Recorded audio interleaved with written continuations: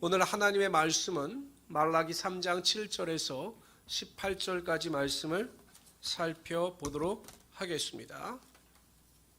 말라기는 우리가 잘 알고 있듯이 느헤미야와 동시대에 활동했던 선지자입니다. 대략 주전 432년 경으로 추측을 합니다. 그런데 언제 문제가 생겼냐면 느헤미야가 종교개혁을 에스라와 같이 일으킨 뒤에 왕의 부르심을 받아 다시 잠깐 1년 동안 이스라엘 땅을 비우게 됩니다. 그때 이스라엘 백성들에게 문제가 발생하고 그들이 신앙이 다시 범죄케 되는 모습으로 나타나게 됩니다. 바로 그때 말라기 선지자를 통해서 하나님께서 이스라엘 백성들의 죄악됨을 고발하고 있는 것입니다. 우리 먼저 3장 7절을 읽어보도록 합니다. 다 같이 읽어봅시다. 시작. 만군의 여호와가 이르노라 너희 조상들의 날로부터 너희가 나의 규례를 떠나 지키지 아니하였도다. 그런즉 내게로 돌아오라. 그리하면 나도 너에게 돌아가리라 하였더니 너희가 이르기를 우리가 어떻게 하여야 돌아가리까 하는도다. 하나님께서 이스라엘 백성들에게 돌아와라 이렇게 명령하십니다. 너희가 내게로 돌아오면 나도 너에게도 돌아갈 것이다 말씀하셔요. 그랬더니 이스라엘 백성들이 우리가 어떻게 하여야 돌아가리까 이렇게 묻습니다. 근데 우리가 이렇게 물어보면 이스라엘 백성들이 회개하여 돌아가는 길을 묻고 있는 것처럼 보이나 지금까지 이스라엘 백성들이 대답한 형태로 봐서는 이 대답도 부정적인 대답입니다. 우리가 한 번도 하나님을 떠난 적도 없고 하나님께서 원하시는 대로 제사도 드렸는데 우리에게 다시 돌아오라고 하시면 우리가 어떻게 다시 돌아갑니까? 우리가 떠난 적이 없는데 어떻게 하나님께로 다시 돌아갑니까? 라고 반문하고 있는 내용입니다. 그렇죠. 그들은 비록 제물이 성하지 못한 것으로 하나님께 제사를 드렸지만 제사를 드리지 아니한 것은 아닙니다. 여전히 제사도 드리고 종교 생활도 하였습니다. 그런데 문제는 성전 뜰만 밟을 뿐이지 하나님께서 기뻐하시는 진정한 제사는 드리지 않았던 것입니다. 그래서 하나님께서 그들의 제사를 받지 않으셨다라고 말씀하고 있는 것입니다. 착각은 자유다라는 말이 있어요. 착각하는 것은 다 자유입니다. 내가 어떠한 일에 대해서 착각하는 건 자유예요. 그런데 그 착각이 내 개인에게 큰 영향을 미친다면 그 착각이 그 인생을 불행하게 만들 수가 있다는 것입니다. 특히 여러분 신앙적인 부분은 더욱 그러합니다. 우리가 잘 알고 있는 바리새인과 세리의 기도에 나오는 내용 있잖아요. 바리새인이 뭐라고 이야기합니까? 아주 그냥 꼿꼿하게 머리를 세우고 하나님께 대하여 이렇게 기도합니다. 하나님, 나는 토색, 불의, 간음을 하는 자들과 같지 아니하고 저기는 저 세리와도 같지 아니함을 감사하나이다. 나는 일주일에 2번씩 금식하고 또 소득의 11조를 드리나이다 라고 이야기합니다. 이 간구의 내용이 무엇입니까? 하나님께 고백하고 있는 내용이 무엇입니까? 하나님, 나는 내 신앙에 문제가 없습니다. 나는 완벽한 신앙을 가지고 있는 사람입니다. 내 종교 생활을 보면 하나님께서 내 생활을 인정하실 것입니다 라고 자신 있게 말하고 있는 거죠. 그러나 예수님께서는 비유로 말씀하실 때 이 바리새인의 기도에는 하나님께서 응답지 않으셨다라고 말씀하시는 거죠. 착각한 겁니다. 착각. 외식한 거죠. 외식. 그래서 회칠한 무덤이다 라고 예수님께서는 바리새인들과 서기관들에 대해서 그렇게 책망을 하셨던 것입니다. 우리가 이 세상을 살아갈 때 항상 하나님 앞에서 우린 겸손해야 합니다. 정말 나는 아무것도 아닙니다. 하나님, 항상 나는 부족하고 연약합니다. 나를 도와주셔야 합니다. 라고 하는 이 겸손한 믿음이 있을 때 우리의 신앙이 잘못된 길로 걸어가지 아니하고 하나님의 인도하심 가운데 순종하며 바른 길을 걸어갈 수 있게 된다는 것입니다. 제가 이렇게 목사님들하고 대화를 나눠보면요, 아이고 지지 않는 목사님들이 있어요. 그냥 무슨 말을 하면 지질 않아요. 그냥 말만 하면 제가 보기엔 그분이 틀렸거든요. 그런데 안 져요. 항상 그분은 나는 정확하다, 코렉트하다 이렇게 이야기를 해요. 근데 사람이 여러분 어떻게 정확합니까? 어떻게 항상 옳습니까? 나도 틀릴 수가 있는 거죠. 근데 어떤 목사님은 이렇게 이야기하면 그냥 본질적인 게 아니면 그래요. 내가 잘못 알고 있어요. 이렇게 인정하시는 분도 있어요. 근데 어떤 분이 목회를 잘 하시느냐? 인정하시는 분이 목회를 잘 하시는 거예요. 나의 약점, 나의 부족함을 인정하고 그렇습니다. 나는 약합니다. 라고 인정하시는 분을 하나님께서 도우시고 그를 통해서 하나님의 영광이 나타나게 하여 주시더라는 것입니다. 성도 여러분, 항상 하나님 앞에서 겸손하시고 내 신앙에 대해서 자신하지 마십시오. 항상 나도 쓰러질 수 있고 나도 부족하다. 나는 지금도 여전히 부족하다. 그래서 하나님의 은혜와 도우심이 필요한 존재다라는 것을 자각하시고 믿음 안에서 하나님의 도우심을 구하며 나갈 수 있는 우리 성도들이 되시기를 주님의 이름으로 축원합니다. 우리 8절부터 12절까지 한 절씩 교독하도록 하죠. 그랬더니 하나님께서 너희가 내 앞에서 나를 잘 섬기고 전혀 문제가 없다고 하는데 그래 한번 보자. 내가 너희의 문제가 무엇인가를 가르쳐 주겠다라고 말씀하셔요. 사람이 어찌 하나님의 것을 도둑질하겠느냐. 그러나 너희는 나의 것을 도둑질하고도 말하기를 우리가 어떻게 주의 것을 도둑질하였나이까 하는도다. 이는 곧 11조와 봉헌물이라. 너희 곧 온 나라가 나의 것을 도둑질하였으므로 너희가 저주를 받았느니라. 만군의 여호와가 이르노라. 너희의 온전한 11조를 창고에 들며 나의 집에 양식이 있게 하고 그곳으로 나를 시험하여 내가 하늘문을 열고 너희에게 복을 쌓을 곳이 없도록 붓지 아니하나 보라. 만군의 여호와가 이르노라. 내가 너희를 위하여 메뚜기를 금하여 너희 토지 수산을 없어 못하게 하며 너희 밭에 포도나무 열매가 기한 전에 떨어지지 않게 하리니. 12절 다 같이 읽읍시다. 시작. 너희 땅이 아름다워짐으로 모든 이방인들이 너희를 복되다 하리라. 만군의 여호와의 말이니라. 아멘. 느헤미야는 이스라엘 백성들과 종교개혁을 일으키고 성전을 회복시키면서 가장 먼저 강조한 것이 11조였어요. 그 11조의 목적은 성전을 회복하기 위해서 레위인들의 삶을 보장케 하기 위하여 그렇게 한 것입니다. 우리가 느헤미야를 살펴볼 때 백성들이 엄청난 재물을 가지고 나와서 하나님께 드리고 또한 제사장들이 능히 쓸 수 있을 정도의 양이 거쳤습니다. 그런데 느헤미야가 떠나고 난 뒤에 신앙이 타락하니까 하나님 앞에 드려야 되는 11조와 봉헌물을 제대로 드리지 않고 있는 것입니다. 바로 그것을 하나님께서 지적하고 있는 것입니다.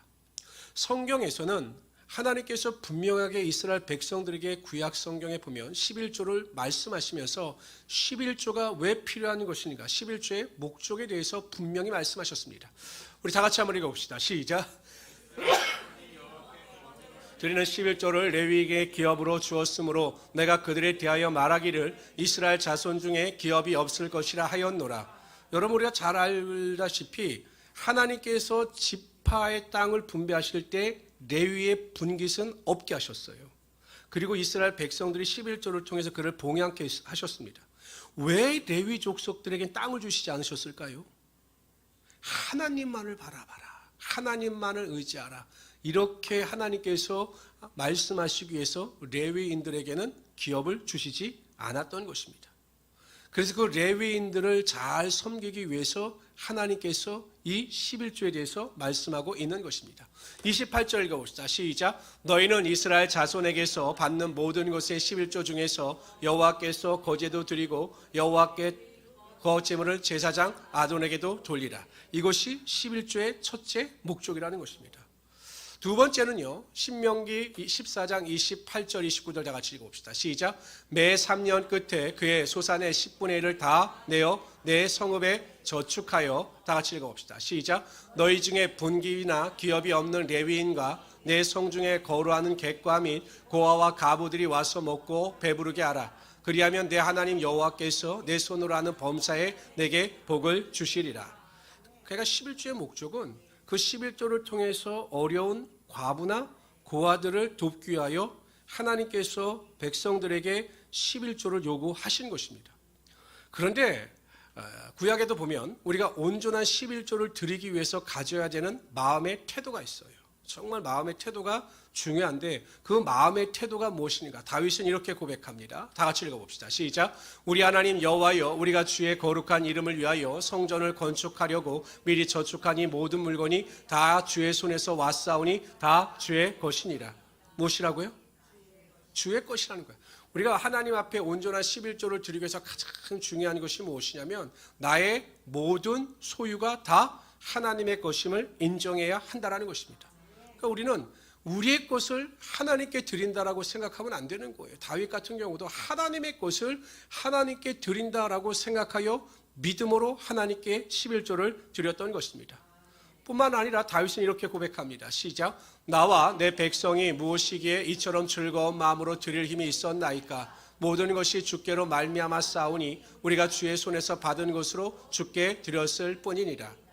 그러니까 다윗은 항상 하나님의 것을 하나님께 드린다라고 말씀하고 있습니다.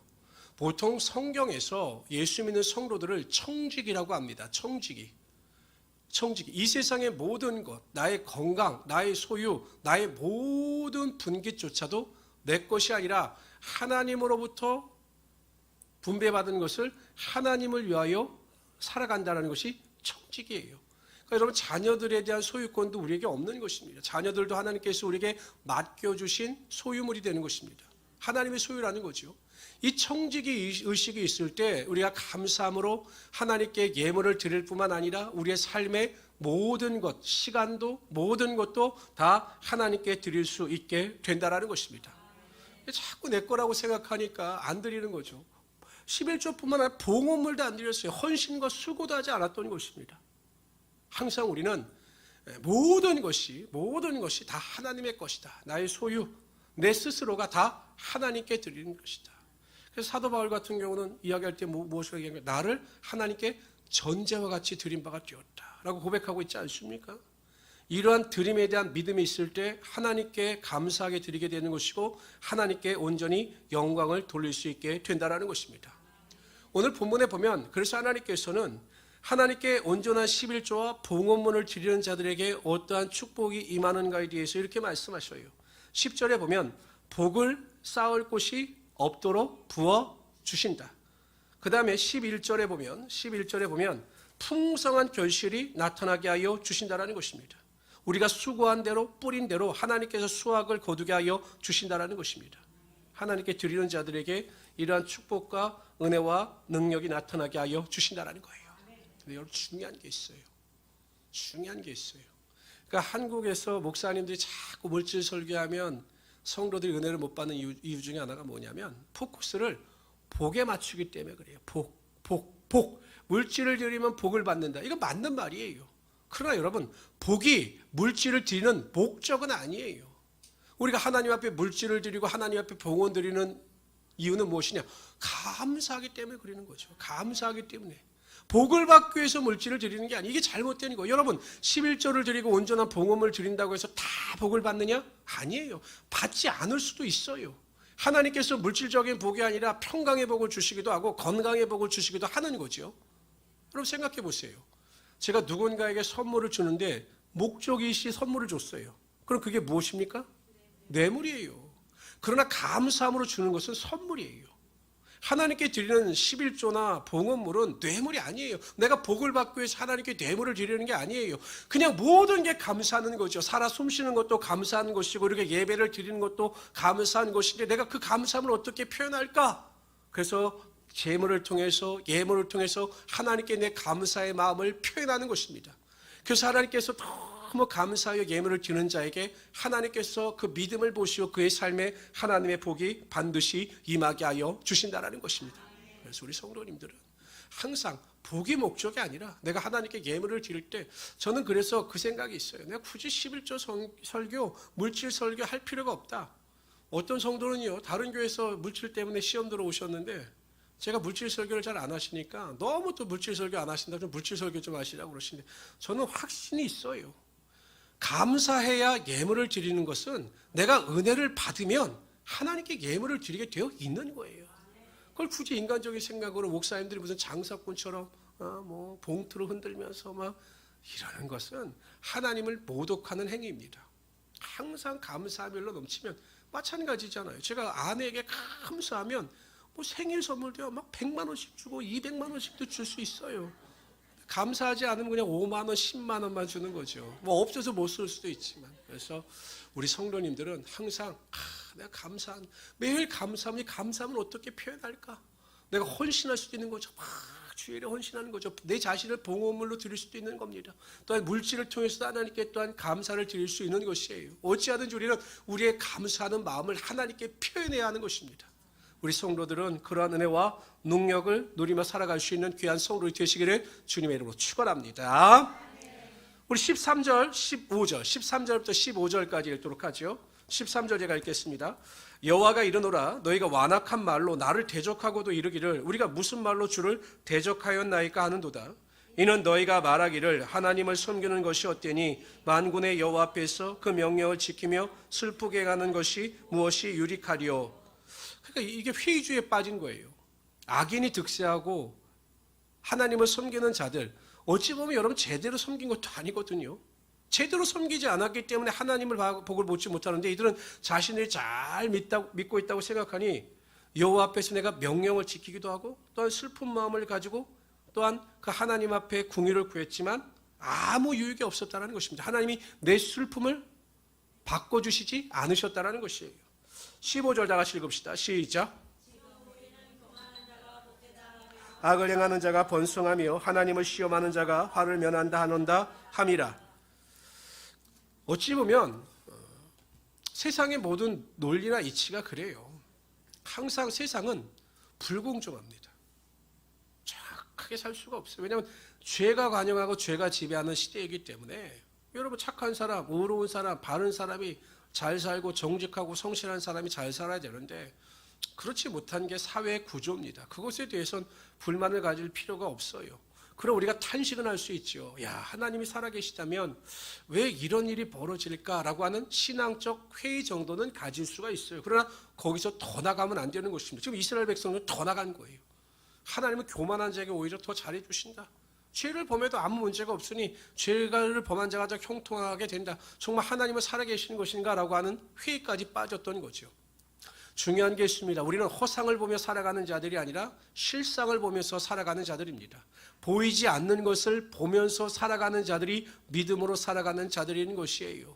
이 세상이 어떻게 돌아가든지 간에 그 배후에는 하나님이 계시고 하나님의 주권적 섭리가 있음을 믿고 우리는 그 하나님의 도우심을 구하며 살아가야 하는 자들이라는 것입니다. 그래서 우리는 항상 나는 허상이 아니라 보이는 것, 느껴지는 것만을 보고 느끼는 것이 아니라 보이지 않는 하나님의 주권과 섭리를 인정하며 살아가는 믿음의 성도라는 사실을 꼭 자각하시고 그 믿음 안에서 승리하며 살아가는 자들이 되시기를 주님의 이름으로 축원합니다.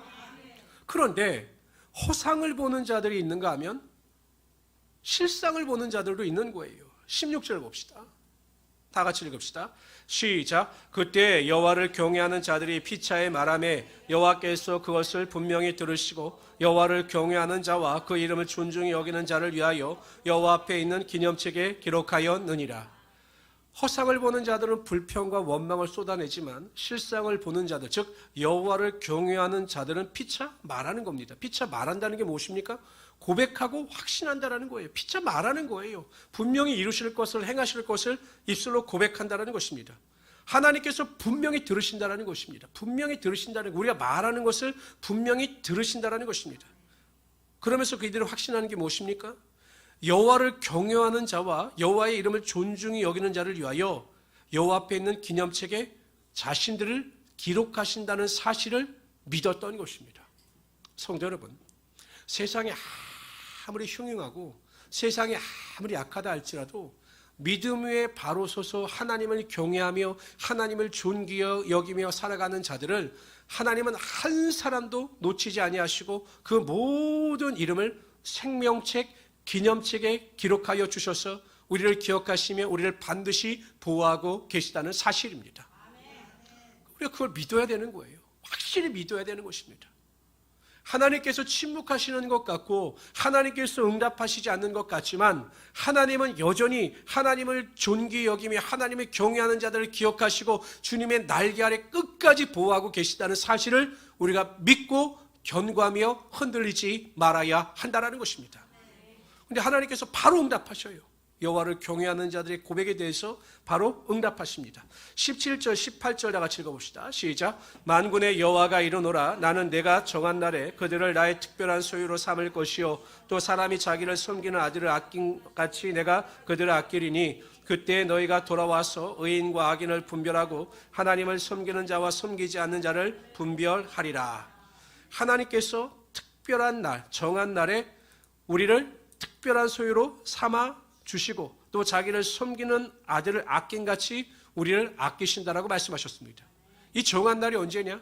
예수 그리스도께서 재림하셔서 심판하시는 날입니다. 심판하시는 날. 여러분, 우리가 이 땅에 살 때는요, 예수를 잘 믿어도 고난과 핍박 가운데 살다가 다른 사람들이 인정하지 않는 삶을 살다가 죽을 수가 있어요. 그러나 그것이 결코 불행하지 않은 이유는 하나님께서 우리를 기념책, 생명책에 기록하고 기억하시기 때문에 반드시 우리를 구원하시고 붙잡아 주셔서 하나님의 특별한 소유로 삼아 주신다는 것입니다. 우리가 하나님 나라에서 왕노릇하는 것입니다.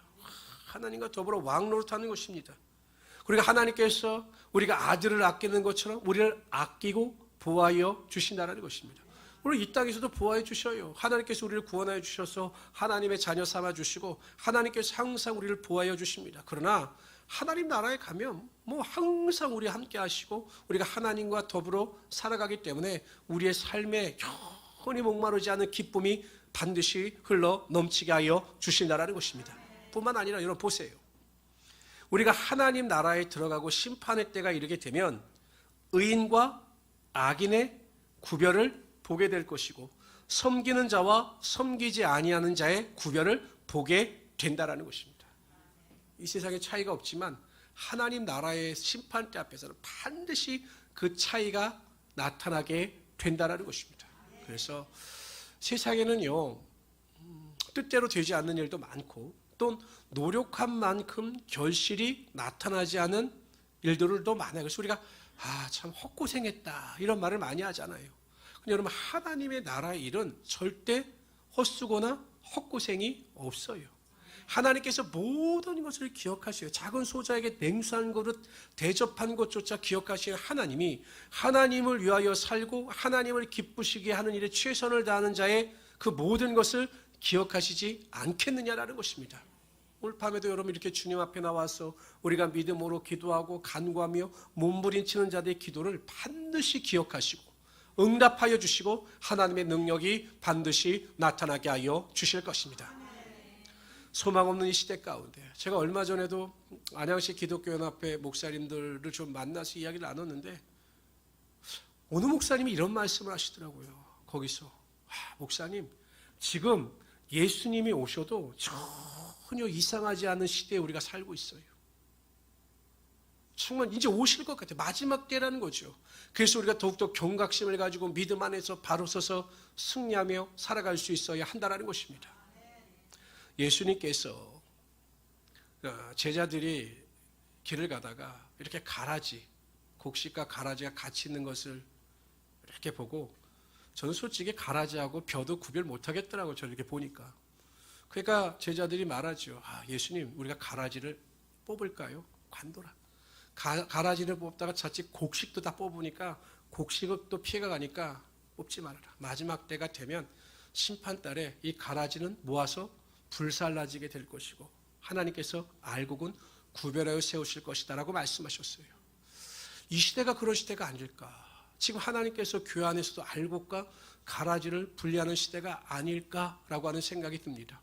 성도 여러분, 항상 우리가 하나님을 가까이 하시고 믿음 안에서 기억하실 것은 하나님은 하나님을 경외하는 자, 하나님을 존귀 여기는 자들을 반드시 기억하여 주시고 하나님의 때에 특별한 자로 인정하셔서 하나님 나라에서 왕노릇하게 하여 주실 것입니다.